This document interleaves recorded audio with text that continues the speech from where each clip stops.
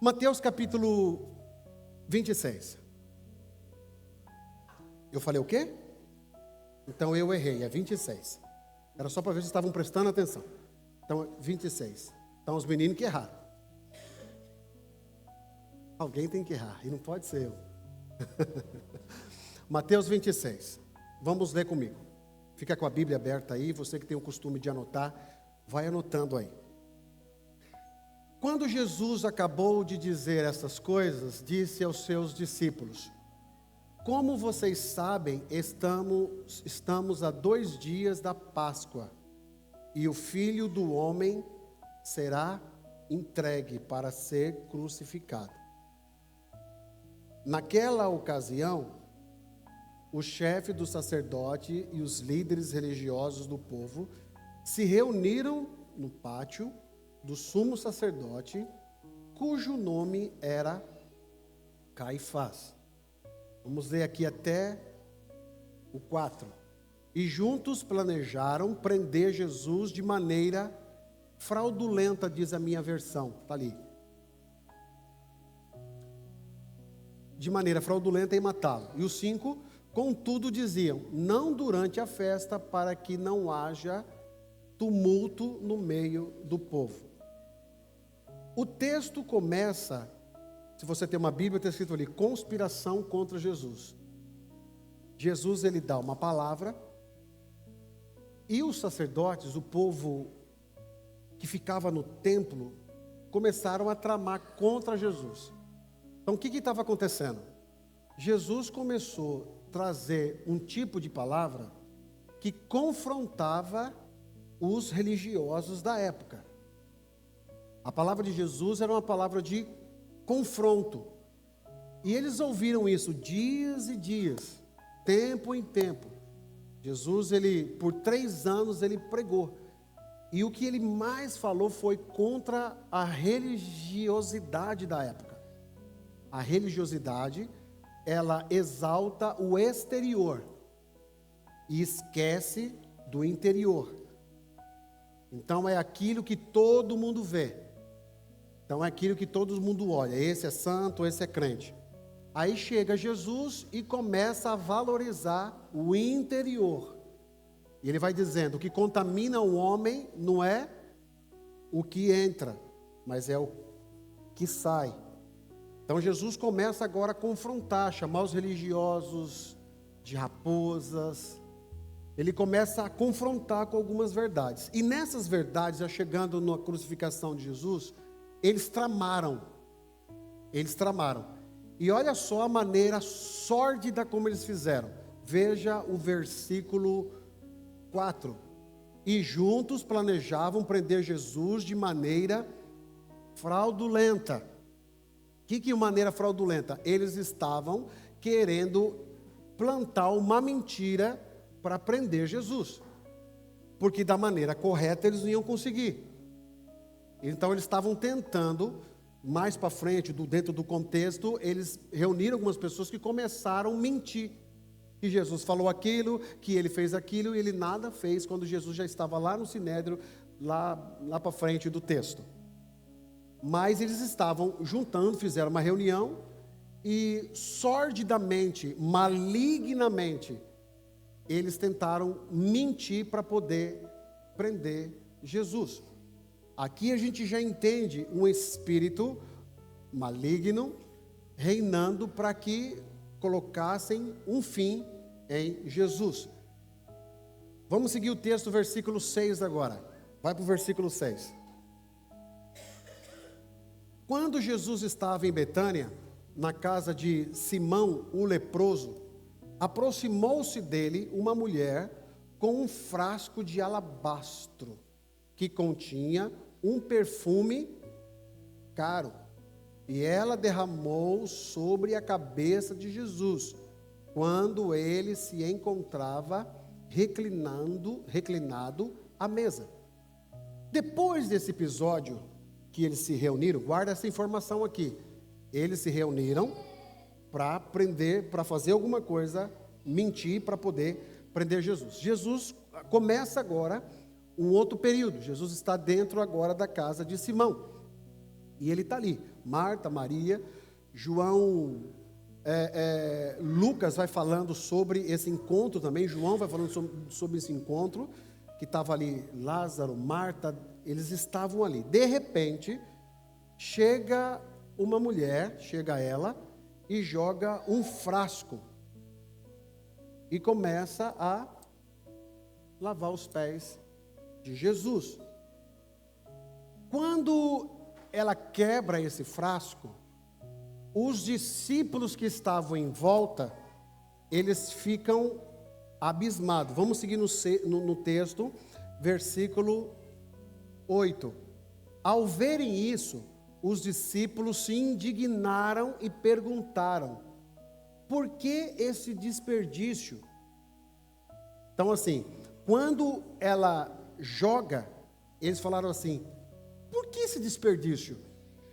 Agora a pergunta é, por que que eles falaram sobre esse desperdício? Um frasco de alabastro, o que era? Qual era o valor desse perfume que ali estava?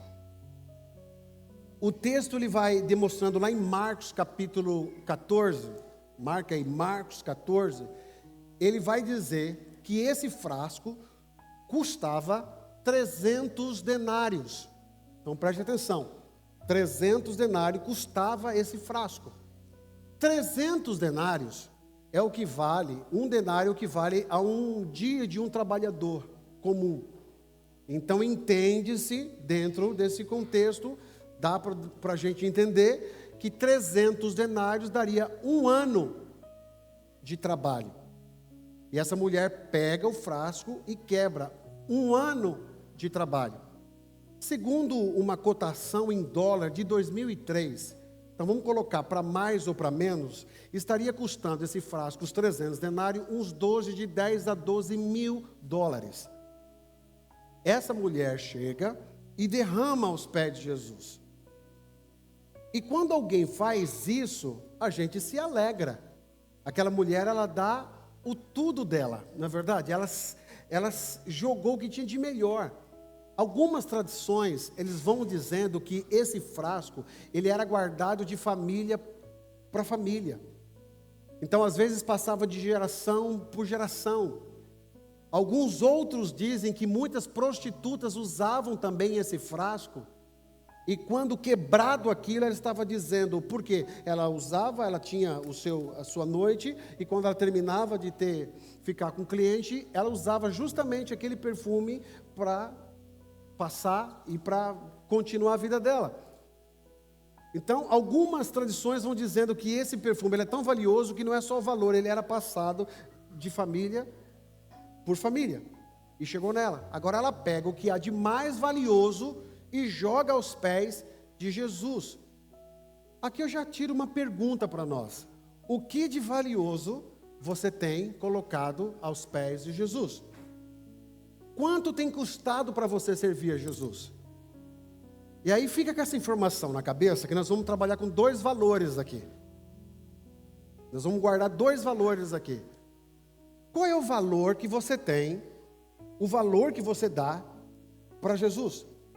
Interessante que quando alguém dá tudo, os discípulos que estavam à volta ficaram indignados. Vamos lá, versículo 9.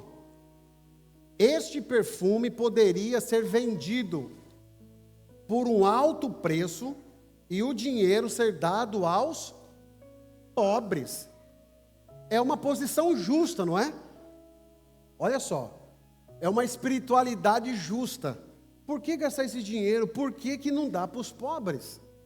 Só que no livro de João, capítulo 12, versículo 4, marca aí.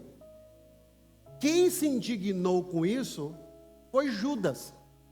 Tanto Mateus quanto Marcos e Lucas, ele não identifica especificamente, mas João, lá no capítulo 12, no versículo 4, ele nomeia Judas, indignou-se. Agora, por que Judas, entretanto, um dos seus discípulos, Judas Iscariotes, que mais tarde iria traí-lo, objetou? Próximo, vamos lá para o próximo. Por que esse perfume não foi vendido e o dinheiro dado aos pobres? seriam 300 denários. Próximo. Ele não falou isso por se interessar pelos pobres. Então preste atenção. Nem tudo aquilo, fica aí, segura aí. Nem toda ação, às vezes, de espiritualidade, ela tem uma verdadeira intenção no coração. Então preste atenção. Quando ele falou, não é justo isso? Para que gastar um dinheiro dele? Por que não pegou esse dinheiro e não deu para os pobres? É justo isso. Só que olha lá. Mas ele não falou isso por interessar pelos pobres. Mas por que ele falou? Mas porque ele era ladrão.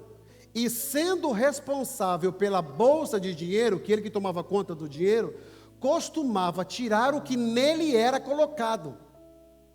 Então preste atenção. Judas foi aquele que se indignou com o valor que a menina quebrou o vaso, o frasco de alabastro, com algo de muito valor. Ele se indignou. Mas a indignação dele não era justa, não era verdadeira. Ele tinha interesses ali, porque como vocês leram, ele era ladrão. E o que a gente entende e aprende com esse texto aqui, irmão? Olha só que interessante aqui. Às vezes, muitas vezes, pessoas elas ficam indignadas com alguma coisa. Como isso é possível? Olha só, como alguém pode dar um valor tão alto? Para que isso? Um exemplo prático. Por que essa pessoa vai na igreja todo dia? Por que essa pessoa se dedica tanto nas coisas de Deus? Por que as pessoas chegam 5 horas da tarde, 4 horas da tarde, só sai 10 horas da noite? Por quê? Aí alguém diz assim, essa pessoa poderia estar fazendo uma outra coisa mais útil. Aí se você pegar isso, alguém está aqui chegando mais cedo e fazer uma coisa mais útil, pode até ter uma certa razão, mas qual que é a intenção do coração de quem está falando? Então Judas, quando ele olha aquilo, ele fica indignado. Para que isso? E lembrando, Judas era discípulo de Jesus, andava com Jesus, viu os milagres de Jesus. Ele era responsável por toda a coleta da entrada do dinheiro, que existiam mulheres e outras pessoas que ajudavam Jesus na sua caminhada. E Judas era aquele que ele ajudava e guardava o dinheiro. Mas, como João disse, ele era ladrão, que tudo que colocava ele tirava para ele. Então percebe-se, quando nós falamos que Judas é traidor, Judas não é só traidor porque ele traiu naquele momento, não. Judas já tinha percepção e traços de mau caráter lá de trás. Isso para quem estava junto com Jesus. Então o fato de eu estar junto com Jesus não quer dizer que o meu coração tem uma boa intenção. Então, portanto, quando você vê alguém na igreja, você vê alguma coisa, pessoas que se dedicam à obra de Deus. Só um exemplo. Hoje, a gente quer que os nossos filhos sejam bem-sucedidos, façam grandes faculdades. Não é isso? Não é o coração do pai? Mas quando você vê alguém falando assim, o filho do fulano lá, ele quer ser pastor. Aí você fala assim, a primeira coisa, coitado. Misericórdia. O fulano lá, o filho dele vai ser missionário. Deus o livre. Agora, para um pouco e preste atenção. Aí você pode dizer assim, por que esse menino tão novo vai ser missionário, quer ser pastor, quer fazer isso? Por que ele não vai estudar? É a mesma colocação do Judas. A tua preocupação é até normal, por que a pessoa não vai estudar? Mas qual que é a intenção do coração? E olha, aqui eu vou colocar um pouquinho a psicologia. Olha que a coisa interessante que a psicologia ela ensina. Normalmente, se você faz alguma coisa errada, você tem uma prática de erro, normalmente você não convive com pessoas que não façam esse erro. Por quê? Porque a pessoa que não faz esse erro é como ela fosse um espelho, um modelo do que você deveria ser, e não é. Então essa pessoa incomoda você.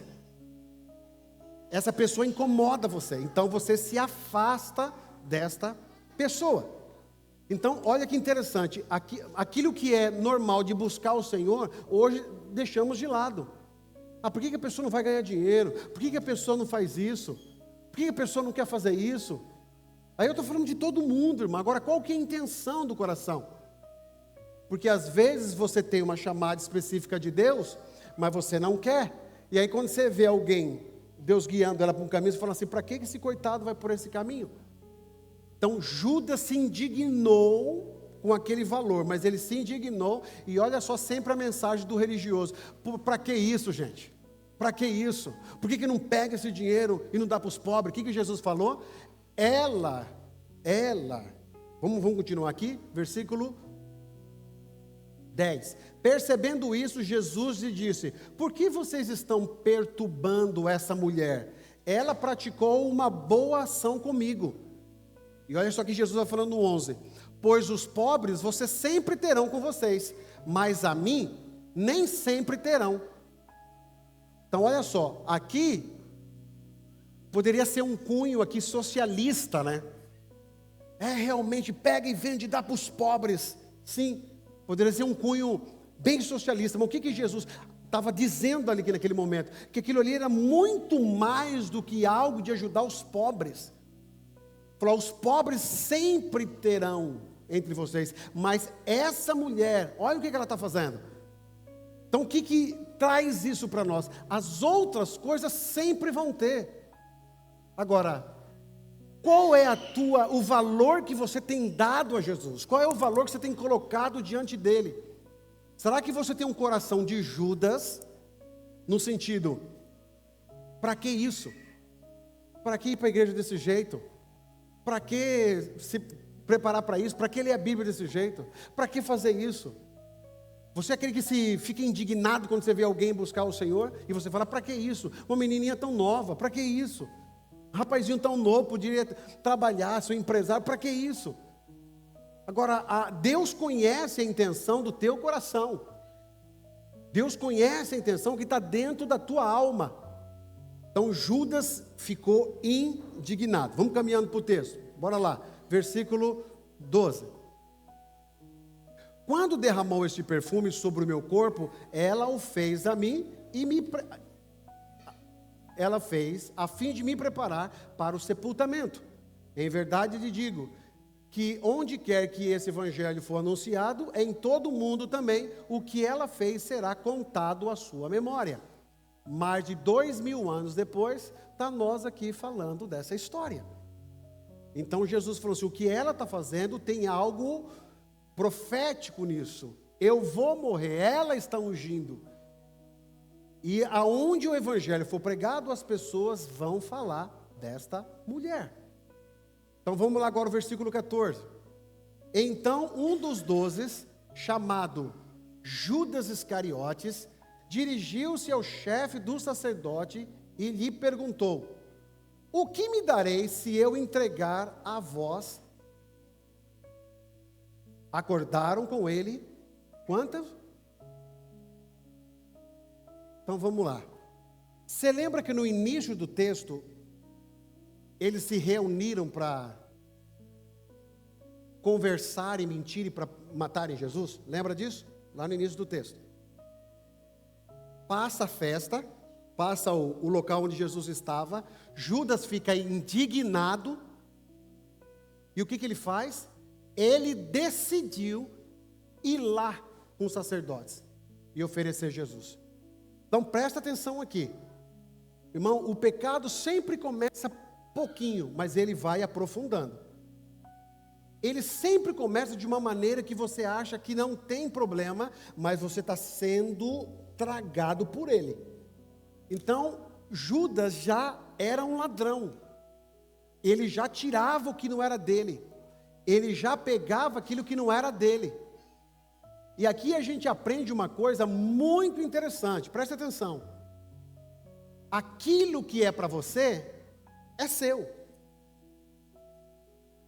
E quando eu estou falando isso, é em todos os aspectos. Isso aqui não tem nada a ver. E sempre começa nas coisinhas pequenas. Sempre começa nas coisinhas pequenininhas e elas vão aumentando. Então Judas não traiu Jesus só quando ele entregou lá no Getsemane, não. Ele já tinha um coração que não era convertido, mas ele estava com Jesus. Ele andava com Jesus. E aqui, nesse texto, olha só que interessante. Ele vai ao sacerdote e ele oferece Jesus. Então, o nível que ele estava de afastamento com o céu era tão grande que ele foi e entregou o próprio Jesus. Mas por quê? Lembra do contexto acima? Ele ficou indignado com o dinheiro. Normalmente, as pessoas dentro da igreja, você pode perceber, o que traz uma luta dentro das igrejas, tudo é questão de dinheiro. O culto está bom, falou em oferta e dízimo, o culto está bom. Esses dias, tem uma igreja no estado do Brasil, que eu acho ela interessante. Lá eles não têm dízimo e não têm oferta. O pastor não fala de dízimo, não tem de oferta. Lá na frente tem um quiosquezinho que, se você quiser, você vai lá e colabora com a igreja e oferta lá. Mas eles não falam nada de dízimo e oferta. E eu sempre achei interessante aquilo. Mas esses dias, eu estava vendo ele falando, e aí ele estava falando assim: irmãos, nós precisamos aqui mudar de ambiente, que está muito pequeno. Isso aqui, a gente precisa mudar de ambiente, alugar outro local, e está muito caro. E como aqui nós não falamos em dízimos e oferta, tem muita gente que vem, mas não contribui. Mas aí eu preciso que vocês contribuam, então não ficou na mesma? Vai dar na mesma. Ele não fala, mas precisa do mesmo jeito do dinheiro. Não é? Então, o que eu posso dizer é não colocar na cabeça de vocês que se você não der, você vai para o inferno. Não, não existe isso. Mas quando se fala de dinheiro, há uma situação complicada dentro da igreja. E você vê que o coração de Judas já era isso. Dá para os pobres, por que não fez isso? Na verdade, ele queria que aquele dinheiro era para ele. E aí quando ele vai e entrega, ele chega lá e fala assim: ó, o que vocês dão para mim, se eu entregar para vocês? Jesus, porque ele já sabia. Agora presta atenção, o texto ele não fala isso. O texto não fala. Mas como que ele sabia que, e ele estava sabendo disso, que o pessoal fez uma reunião para prender Jesus. Ele estava sabendo. E ele aproveitou disso e foi lá oferecer para eles. E ofereceram para ele quanto?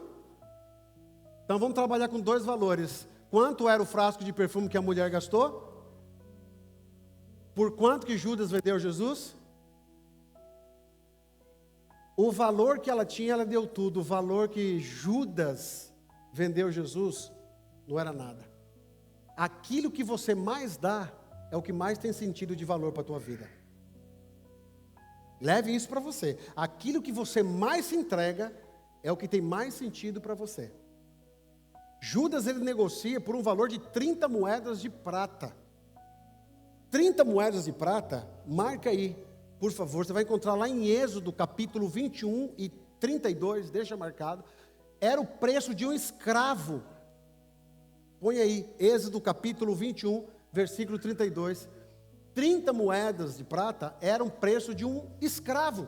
Se um boi chifrar um escravo ou uma escrava, o dono do animal terá de pagar 30 ciclos de prata ao dono do escravo, e o boi será apedrejado. Então 30 moedas de prata era o preço de um escravo.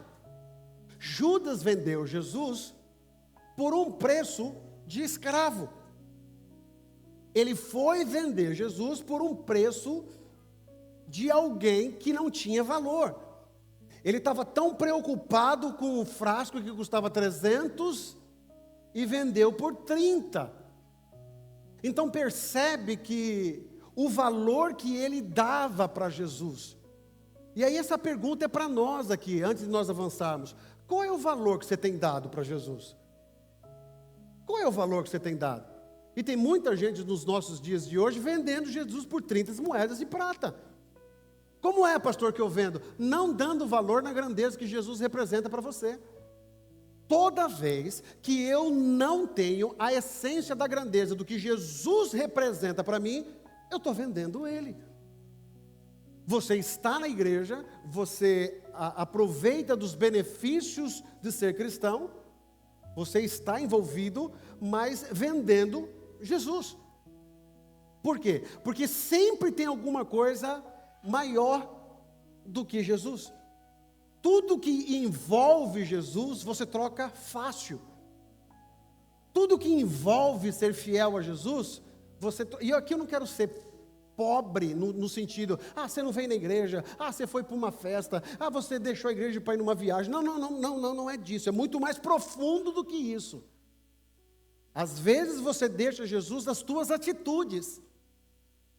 Você vende Jesus, às vezes, num posicionamento que você não tem. Às vezes você vende Jesus, que naquele momento era para você falar, não, eu sou de Cristo, não vou fazer isso. Você não faz. Mas você continua sendo um cristão, você continua na igreja. Então, como é que eu estou na igreja, estou vivendo nesse ambiente, mas continuo vendendo Jesus? E quando você não dá valor para aquilo que você tem uma frase que diz assim, que quando você não sabe para onde vai, qualquer caminho serve para você. Então, quando você não sabe para onde vai, qualquer caminho serve para você. Quando você não tem valor naquilo que, você não dá valor para aquilo que você tem, qualquer um que dá um valor para você, você pega. Sabe o texto que diz assim, a Bíblia vai dizendo assim, não dê pérolas aos porcos? É mais ou menos isso. O porco não sabe o valor de uma pérola. Então ele vai pegar aquilo, vai se engasgar com aquilo, porque ele não sabe o valor de uma pérola. Então às vezes você vende Jesus porque você não sabe o valor que é Jesus para a tua vida. E você acha que a religião, a mágica que envolve isso que você quer, vai te salvar. Não vai. Você continua um Judas, vendendo Jesus por um valor muito maior daquilo que você dá para as outras coisas. Se hoje, faça uma reflexão assim com você, qual é o valor que você tem dado a Jesus? Se a gente for trazer aqui, em coisas simples, vamos falar de trabalho aqui, no país onde a gente vive. Vamos falar de trabalho. Quem trabalha tem mais o quê? Fala, quem trabalha tem mais o quê? Dinheiro. Aí eu entendo que a Bíblia diz assim, lá em Provérbios, vai ter com a formiga, preguiçoso. O preguiçoso também estão longe de Deus.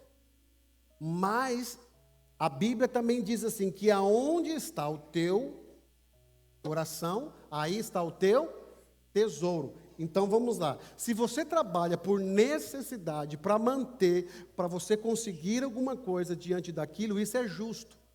Agora, se você começa a continuar como um vício nesse teu trabalho e te dando dinheiro, que o dinheiro é um vício, o nosso cérebro trabalha com recompensa. Então, todo tipo de droga, todo tipo de adrenalina, o nosso cérebro entende como recompensa. Eu dou uma coisa, eu ganho, e aquilo me traz uma ação de felicidade, isso é recompensa. E o dinheiro é forte nisso. Então, quando você trabalha e pega o dinheiro, você fica feliz. O teu cérebro entende. Esse negócio faz bem para ele. Aí o cérebro vai pedindo cada vez mais para você fazer isso, e você fica num ciclo vicioso. E aí você deixa as coisas de Deus. Você deixa as coisas de Deus para viver uma vida que você não precisa mais.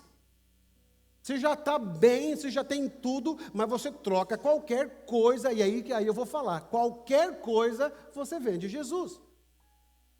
E aí que é uma coisa muito interessante, como que para as coisas de Deus, nós fazemos concessões, mas para as coisas de fora, nós abrimos concessão. Um exemplo, vamos para cá para nós agora, segura aí, fala amém para eu saber que você está aí. Bora lá, fizemos um encontro de homens. Quantos homens tinham lá, Paulo? 40 homens. Fizemos um encontro de mulher. Quantas mulheres tinham? 50 quase.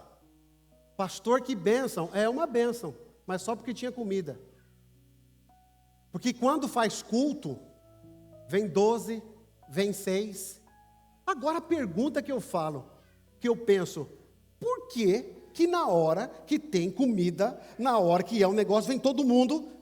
E aí, você não ia trabalhar, não? Não vim porque eu estava trabalhando. Mas na hora da comida, você estava lá. Cadê o part-time? Eu não estou tentando entender. Pastor, não vem porque estou trabalhando. Mas na hora da comida, estava lá. E aí eu fico pensando, eu já falei para algumas pessoas aqui, não me chame para aniversário, não me dê oportunidade. Porque quando eu pegar uma oportunidade, pode ser para um aniversário de 3 anos, eu vou falar de céu e inferno. Porque é a única oportunidade que às vezes eu estou vendo alguém ali que não vem na igreja, mas ele está na festa. Então, tome. Mas você percebe como a gente inverte os valores? Deixa eu falar uma coisa para vocês. Igreja, presta atenção, tá? Nada o que os outros pensam. Mas o que eu penso sobre esta igreja? Deus não me trouxe aqui para fazer de vocês ter um relacionamento social. Não. Tem igreja que se reúne para relacionamento. Eu vou naquela igreja porque tem janta. Vou naquela igreja que aquela igreja dá pão. Está morrendo, infeliz? É tão miserável assim que só vai estar de comida por aí? Eu não entendo que o lado social, ele tem que ter. Mas o principal é isso aqui. É você ser recebido e abastecido pela palavra de Deus. Agora, quando eu abro mão disso, está errado. Você está vendendo Jesus. E aí eu não estou falando de uma extrema necessidade, você é inteligente, você está entendendo o que eu estou falando. Então tudo aquilo que envolve as coisas de Deus, vamos fazer algo para a gente orar, vamos fazer, tem 5, 6, 7. Vamos marcar para a gente jogar bola, tem 30, 20, 40. Aí eu fico pensando, mas pastor, mas coitados, eles trabalham demais aqui. Pastor, e às vezes o único lugar que eles têm é esse aqui para vir. Aí eu fico pensando assim, Jesus vai voltar, eu posso morrer amanhã e eu perder a oportunidade de falar para você. Então o papel do pastor, o meu papel aqui, não é ser um agente social. Vem para cá, vamos ter churrasco esse verão, amém, Paulo?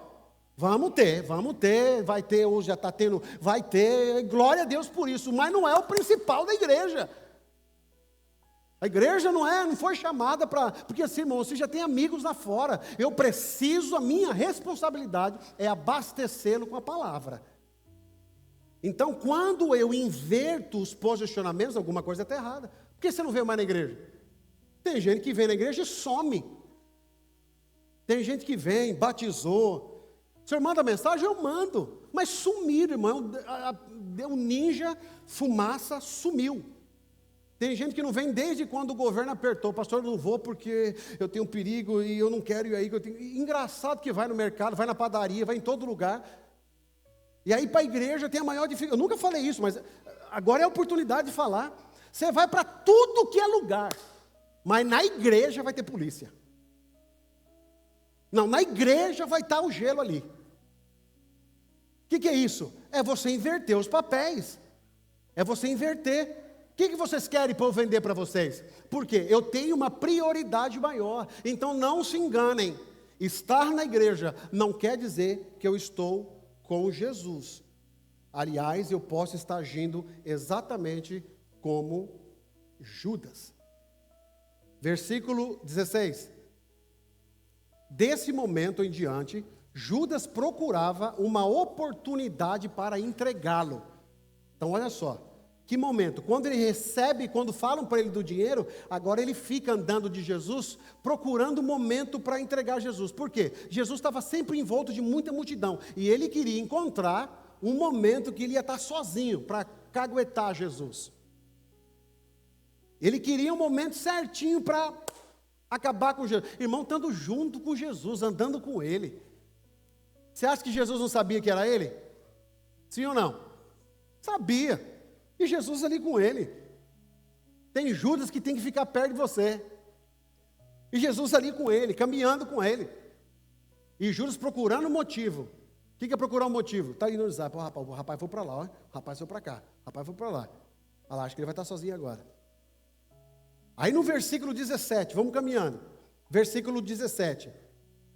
No primeiro dia da festa dos pães, sem fermento, os discípulos dirigiram-se a Jesus e lhe perguntaram: onde queres que preparemos a refeição da Páscoa para comeres? Aqui foi a última ceia de Jesus que nós falamos sempre no culto de ceia. Vamos lá para o versículo 18. E ele respondeu: entrem na cidade, procurem certo homem e digam-lhe: o mestre diz, o meu tempo está próximo, vou celebrar a Páscoa com os meus discípulos na sua casa. 19, e os discípulos fizeram com Jesus, os havia instruído e prepararam a Páscoa. Passado tudo isso, guarda a informação aí, Judas continua. Jesus vai agora fazer a sua última Páscoa, junto com seus discípulos. E quem estava junto com eles? Judas, estava lá. Versículo 21. Enquanto comia, ele disse, olha só, aí Jesus chega, no versículo 20, ao anoitecer, Jesus estava reclinando a mesa com os 12. Acompanhe aqui comigo. Quando Jesus instrui os discípulos do início, eram 70 discípulos, que ele enviam todos na grande comissão, 70. Dos 70, tinha 12 que estavam mais próximo dele. Eram esses 12 discípulos. Dos 12, tinha 3, que era mais chegado. Que era quem? Pedro, Tiago e João. Vamos lá? Pedro. E dos 3, ele tinha um que era mais chegado ainda. Quem era? João. João reclinava, estava reclinando a cabeça, colocando a cabeça no ombro de Jesus. E Jesus vai para a última ceia, ele já sabia o que ia acontecer. Quem estava ali? Judas.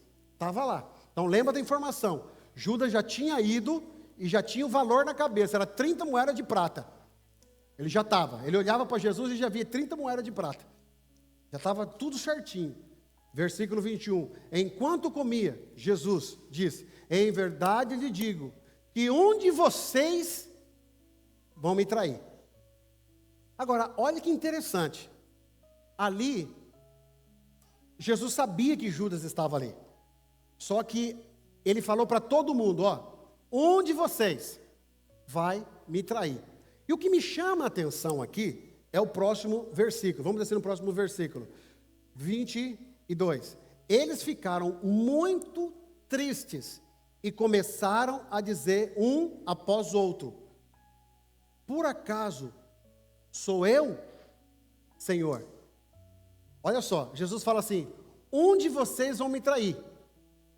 E um por um vai dizendo assim: por acaso sou eu? O que a gente aprende aqui, irmão? Que quando nós estamos com Jesus, quando nós estamos na mesa com Jesus, nós nunca vemos o outro. Nós sempre enxergamos a nós. Quando ele fala assim: um de vocês vai me trair, vai ser o Ezequiel. E pela cara deve ser o Rick. Meu Giovanni. Tá com essa calça da moda aí, rasgadinha. Vai ser ele. Quando a gente está fora de Jesus, ninguém traz a culpa para ele. Você já percebeu? Todo mundo que joga a culpa no outro, ele nunca olha para ele. Tem um espírito que não é dos 11, não. Por acaso sou eu, Senhor? Por acaso sou eu? Na mesa ninguém vê os outros, você se enxerga. Lá no livro de Isaías, quando eu perdi o texto aqui, quando ele vai dizendo, no dia em que morreu o rei Osias, eu vi o céu aberto, e eu vi Deus sentado no trono, e eu ia dizendo: ai de mim. Então quando eu vejo o Senhor, eu não fico falando, foi o outro, eu fico olhando para mim. Então você quer ver alguém que tem as características de Cristo, é aquela pessoa que olha para ela. O pecado sou eu estou mal, eu preciso melhorar, eu não estou bem, eu preciso mudar. Na mesa com Jesus, quando você é um discípulo que está seguindo a Jesus, você nunca aponta o dedo. É o ciclano, é o fulano. Não, sou eu, ai de mim. Por quê? Por que na mesa, perto de Jesus, a gente nunca vê o outro? Porque só com a presença de Jesus que a gente consegue enxergar o quão pecador nós somos. Se você não consegue enxergar o quão pecador você é sinal que você está longe de Jesus. Preste atenção, eu estou aqui. nessa ponta. Vamos imaginar que lá naquela outra ponta lá tem uma luzinha pequena. Quanto mais eu me aproximo dessa luz, mais eu vou percebendo o quanto eu sou mau. Quanto mais longe eu estou daquela luz, mais não faz nenhum tipo de efeito para mim. Por que tem pessoas que peca e vive no pecado? E parece que a mente dela nunca mostra para ela que ela está errada, porque essa pessoa está longe de Jesus. E quando você vai chegar para conversar com alguém, falar, você está errado, a pessoa sempre fala assim, mas foi o fulano, foi o ciclano. A pessoa fez a coisa também, a pessoa fez a coisa errada, mas ela sempre culpa os outros. Por que eu culpo os outros? Porque eu estou longe de Jesus. Porque quando eu estou perto dele, você vai dizer assim, por acaso sou eu? Será que fui eu? Fui eu, você eu, Senhor. Então a presença de Jesus faz enxergar quem a gente é. Aí eu faço uma pergunta para você, quem é você? Quem é você diante de Deus? Você é o que aponta, você é o que tira a responsabilidade de você, ou você é o que vai dizendo, ai de mim? Por acaso sou eu, Senhor? Na mesa de Jesus, eu não enxergo o outro. Na mesa com Jesus, eu enxergo a mim mesmo. Porque na mesa de Jesus, vocês lembram de Mefibosete? Sabe a história de Mefibosete? Sabe a história? Um filho de Jonathan, rapidinho, ele era filho de Jonathan, que era filho do rei Saul, e dentro de uma batalha lá, a babá pegou ele, derrubou ele, e ele ficou paraplégico, ele não andou mais. E ele foi para uma cidadezinha chamada Lodebar. E lá ele ficou muito tempo. E um dia Davi estava lendo os livros das crônicas, e ele disse, será que tem alguém da casa de Saul que eu possa abençoar? Aí de repente apareceu Ziba, que era o gerente da casa, e disse assim, meu senhor, tem um menino, só que ele é aleijado dos 2 pés. Só que é aleijado. O rei não perguntou para ele. Ele não perguntou se era aleijado. Ele quer, tem alguém que eu possa abençoar? Ele falou, tem. Só que está cheio de gente assim. Você pergunta uma coisa para ele, tem que colocar sempre mais. O rei não quis saber. Mas por quê? Porque o aleijado nunca podia estar dentro do palácio. E ele vai lá em Lodebar e traz o menino. E o menino, quando chega na frente do rei, ele se achava como um cão. E o rei tratou ele como um príncipe que ele era. E aí, interessante, ele falou, você vai comer comigo aqui. Agora, preste atenção, alguém aleijado não participava da mesa. Mas, quando ele senta na mesa, olha na mesa, vamos imaginar a nossa mesa hoje aqui. Quando todo mundo senta na mesa, todo mundo é igual. Se alguém tetraplégico senta na mesa, você não percebe que ele é. Por quê? Porque ele está na mesa. Em cima da mesa tem uma toalha. Aquela toalha cobre os defeitos de quem está aleijado. A mesa significa Cristo, que na mesa com Jesus todos nós somos iguais. E a toalha que está em cima da mesa, ela é a graça de Jesus, que mesmo você não merecendo estar na mesa, a toalha da graça cobre você. Entendeu? Então Jesus, ele estava sentado ali, ele estava junto com eles. E quando eu estou na mesa com Jesus, eu não vejo o outro, eu falo, sou eu. Se o rei perguntasse, tem alguém, será que tem alguém aqui que é aleijado, os pés, você não pode andar? Ninguém, todo mundo ia saber, eu não sou, mas eu sei, eu sou eu. Ninguém ia falar ele, não, sou eu. Porque a mesa da graça, a mesa que é Cristo, a toalha da graça cobre. Então eu não consigo ver você, eu sempre consigo enxergar eu. Então quando eu vou diante de Deus, não é você, sou eu. Então vamos lá, caminhando para terminar. Versículo 25. Estávamos no 22. Eles ficaram muito tristes, com certeza ele disse assim, por acaso sou eu? Aí Jesus vai dizendo, versículo 23, aquele que comeu comigo no meu prato há de me trair. E o Filho do Homem irá com esse escrito a seu respeito. Mas ai daquele por quem o Filho do Homem é traído. Melhor seria que não houvesse nascido. Aí aparece quem? No próximo texto, 25. Então Judas, olha só, que trairia Jesus, disse, com certeza não sou eu. Qual que é a palavra que está ali na frente? Rabi. Jesus afirmou: foi você quem disse isso. Então vamos analisar o texto aqui. Então Judas, aquele que trairia, disse o quê? Com certeza não sou eu, Rabi. Aqui já percebe-se algumas coisas interessantes da performance de Judas. Primeiro era ladrão, que nós lemos lá. E aqui nota-se que também era mentiroso. Que ele sabia que era ele. Mas ele, diante de Jesus, o que ele afirmou ali? Com certeza: não sou eu. E aí ele termina falando o quê? Rabi. Aqui é muito importante. Então preste atenção nesses dois textos. Volta lá no versículo 22 e guarda o 25 aí. Jesus faz a mesma pergunta para os discípulos. O primeiro ele diz assim, lá no 22. E eles ficaram muito tristes e começaram a dizer-lhe uns após outros: porventura sou eu? O quê? Qual que é a próxima ali? Com certeza não sou eu, Senhor. Guarda essa palavra. O que Judas fala? Vai lá para o 25. O que ele fala? Com certeza não sou eu, Rabi. Parece uma coisa normal, parece uma coisa simples, mas é muito profundo. E olha só, os discípulos chamaram Jesus de Senhor. Judas chamou Jesus de Rabi. O que é Rabi? É mestre, era um professor. Ele, todo o tempo que ele andava, ele nunca reconheceu Jesus como Senhor. Porque Senhor é o quê? Ele governa, eu sou dele, é ele que manda em mim, eu sirvo ele é o meu Deus, é o meu Senhor. Rabi não. É intelectual, eu gosto dele, ando com ele, aprendo com ele, ele fala bonito, estou ajudando ele, mas não é o meu Senhor. Então olha só que você vai vendo as características de Judas, desde sempre, ele sempre esteve afastado de Jesus.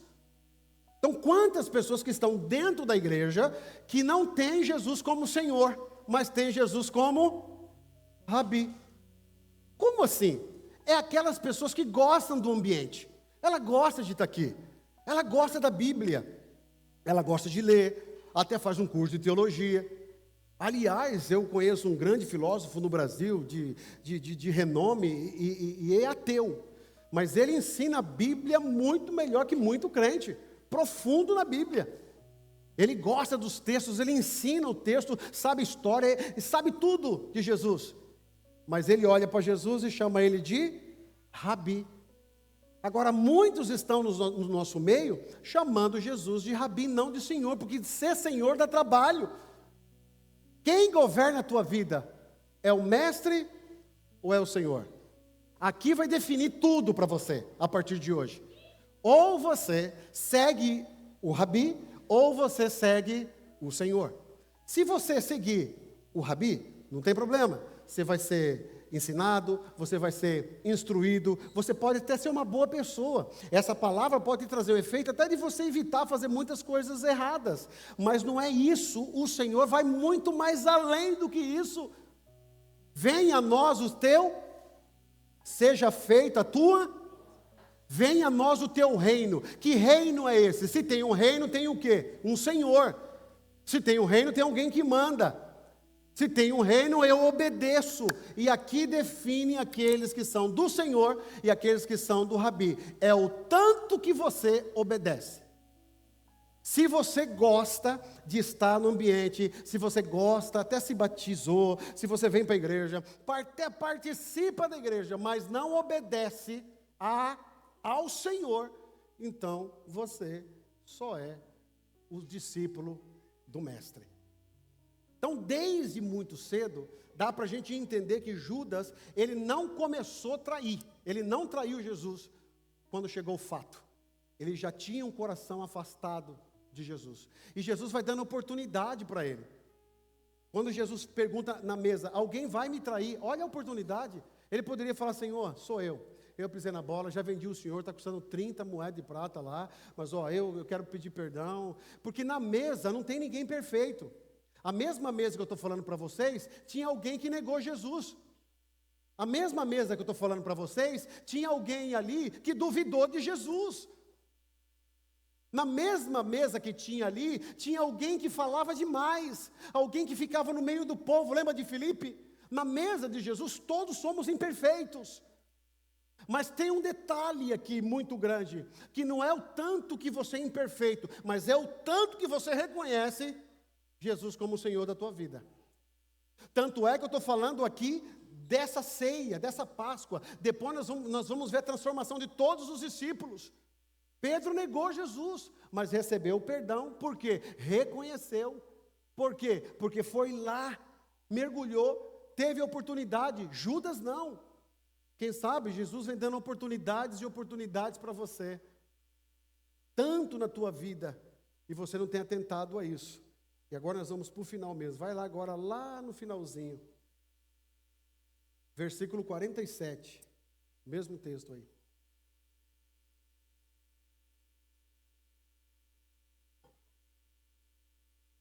Ó, no versículo 46, ano 46.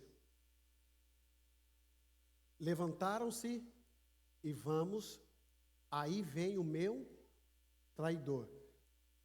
Jesus estava agora no Getsêmani sozinho. Quem estava com ele? Pedro, Tiago e João. Lembra lá no início que eu falei, que nós lemos aqui, que Judas estava arrumando um jeito de entregar Jesus?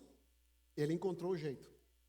Ele descobriu que Jesus ia para o Getsêmani, não ia ter ninguém com ele. E ele avisou o pessoal, e aí, 46, Jesus, já sabendo, disse: levantam e vamos, porque vem aí o meu traidor.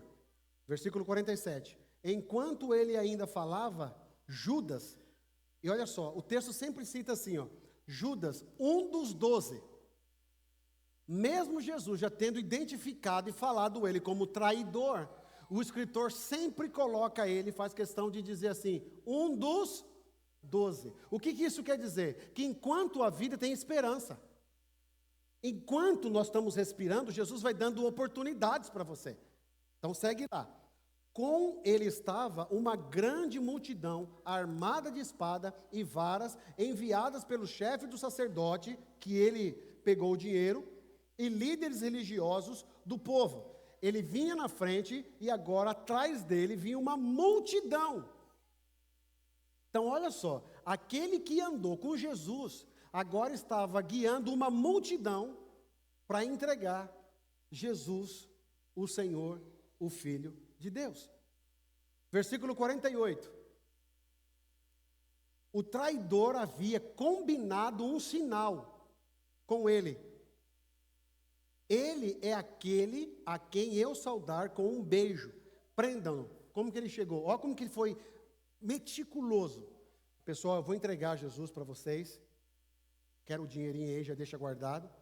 Ele vai estar no Getsêmani, você sabe onde é. Eu tive o privilégio de ir lá. E lá tem as mesmas figueiras que estavam ali, dizem que próximo daquela época, ainda tem lá, nos dias de hoje. Volta aqui, Judas fala, pessoal, ele vai estar lá no Getsêmani, vão para lá. Eu vou guiando vocês aqui, vamos comigo. E eu vou falar uma coisa para vocês, eu vou dar um sinal para vocês. Você já parou para pensar por que Judas falou que ia dar um sinal para eles? Já parou? Por que Judas teve que dar um sinal para o povo para mostrar que era Jesus? Porque Jesus era tão do povo, ele era tão parecido com todo mundo, que eles não sabiam quem era. E aqui eu aprendo uma coisa, quando eu recebo Jesus, eu deixo de ser melhor do que o outro. Quando eu recebo Jesus, eu deixo de ser o bam. Quando eu recebo Jesus, eu sou igual a todos. Lembra da mesa? Na mesa somos todos iguais. Aí Jesus falou assim, ó, quando eu dar o beijo, pode prender que é esse daí. Agora, vamos lá. Versículo 48, estamos? O traidor havia combinado um sinal com eles, e ele, aquele que eu saudar com um beijo, prendam-no. Dirigindo-se imediatamente Jesus, Judas disse. Judas foi até Jesus, né? Olha o que ele fala. Saudações. Até aqui, ele ainda estava chamando ele de Rabi.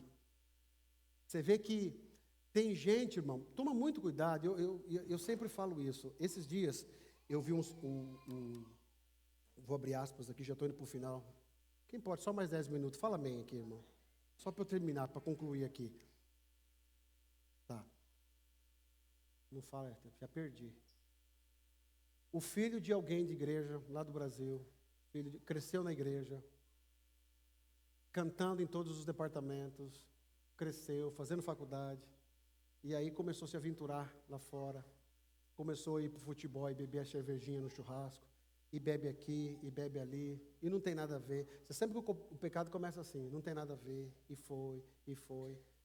E aí se envolveu com uma pessoa, numas baladas da vida, teve um filho com essa pessoa, e agora é um pai solteiro. E aí, diante da situação, ocorreu uma situação lá que colocaram restrição nele, fato é que o menino está preso.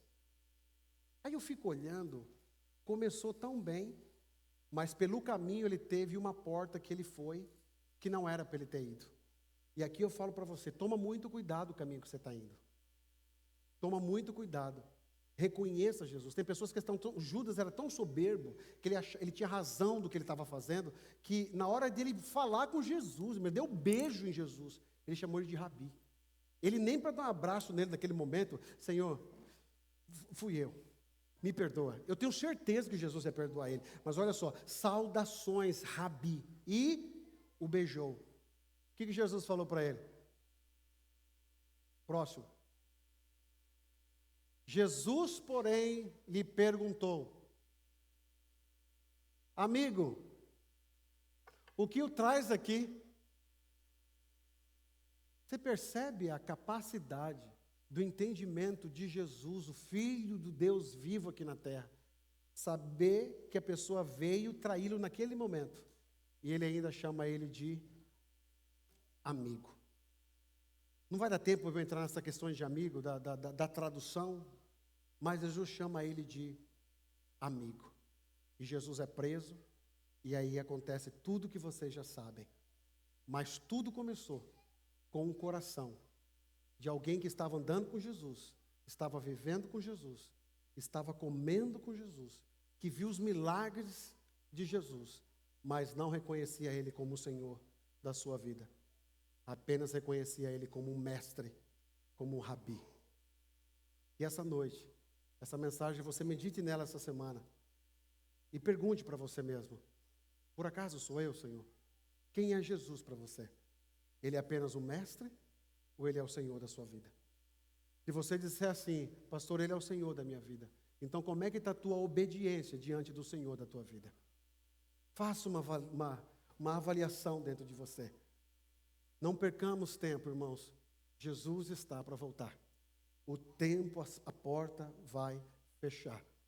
E você tem tempo ainda para decidir. Quem é que você segue? O mestre ou o Senhor? Que Jesus possa ser o centro da tua vida. Que Jesus possa ser o centro da tua casa e da tua família. Se porventura você está meio em dúvida ainda tem tempo. Jesus ama você. E diante de toda coisa que você fez, Ele ainda te chama de amigo. Que bom que você está aqui. E para não fechar esse sermão sem um apelo, eu preciso dizer: será que tem alguém aqui que gostaria de receber Jesus como teu Salvador hoje? De aceitá-lo como o Senhor da sua vida? Será que tem alguém aqui que gostaria de tomar uma decisão hoje? Assim, ó, todo mundo sentado e você ter coragem mesmo de levantar. Será que teria alguém hoje? Não, eu quero. Eu estou com vergonha. Bom, aqui nós vamos trabalhar hoje aqui em cima daquilo que é a tua prioridade. Será que tem alguém que ouviu a mensagem de alguma maneira e falou: de fato eu preciso? Quer se reconciliar com o Senhor Jesus? Se tiver a oportunidade, é essa. Se não, que o Senhor te dê uma outra oportunidade. Amém? Leve para a tua casa esse texto. Quem é você? E o que Jesus é para você? Mestre ou Senhor? Que Deus abençoe a tua vida. Antes de orar, solta o vídeo aí. Não, eu vou orar primeiro. Fiquemos de pé.